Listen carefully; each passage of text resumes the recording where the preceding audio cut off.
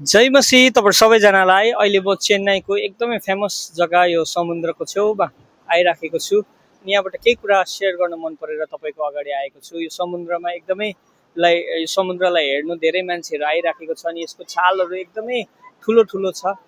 अनि यो हेर्दै गर्दा बाइबलको एउटा घटना मलाई याद आयो, जहाँनिर यीशु ख्रीष्टले पनि मर्कुस 4 अध्यायमा आफ्नो चेलाहरूसँग जाँदै गर्नुहुँदा यस्तै समुद्रको छालहरू जब आउँदछ, यीशु ख्रीष्टले त्यो छालहरूलाई आज्ञा गर्नुहुन्छ, समुद्रको छालहरूलाई शान्त हुने आज्ञा जब गर्नुहुन्छ, त्यो सबै कुरा शान्त भएको छ।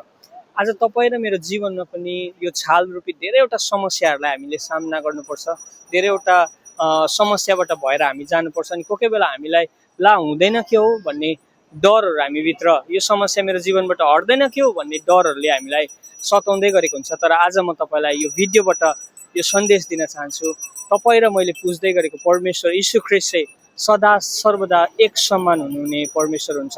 उहाँले त्यो समयमा पनि समुद्रको छालहरूलाई शान्त हु भनेर आज्ञा गर्दा शान्त भएको छ भनेदेखिलाई तपाईँ र मेरो जीवनमा चल्दै गरेको आँधी बेरीलाई पनि उहाँले शान्त गर्नु सक्नुहुन्छ।